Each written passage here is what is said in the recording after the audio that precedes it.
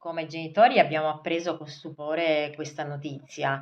Siamo molto preoccupati perché si profila per molte famiglie un vero e proprio salasso in un periodo già di per sé molto difficile per chi ha figli. Genitori in allarme per i rincari dei centri estivi. Come riferito all'Adico da alcune famiglie di Zero Branco, per la prossima stagione estiva, se la situazione non cambierà, si rischia di pagare un terzo in più dello scorso anno. Una somma non indifferente, soprattutto in tempi di inflazione galoppante. L'amministrazione comunale ha confermato la compartecipazione al pagamento della retta, come succede ormai dalla fine della pandemia. Il problema, che potrebbe ripercuotersi su tutto il territorio nazionale, è un altro: sono i fondi Covid stanziati dal governo, che quest'anno cessano di essere elargiti, fondi che con ogni probabilità verranno stanziati per altro, come l'emergenza Emilia-Romagna. Come detto, il comune conferma il contributo di 20 euro settimanali per il tempo pieno e di 10 euro per la mezza giornata, fino ad un massimo di 150 euro pro capite. Nel 2022 l'aiuto era il doppio grazie agli aiuti emergenza Covid. Se prima una famiglia pagava per il tempo pieno, compresa la mensa, 75 euro a settimana,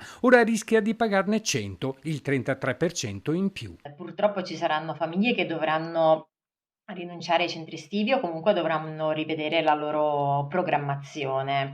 Il comune sicuramente ha fatto la sua parte, adesso attendiamo e speriamo che arrivino anche i contributi da parte dello Stato.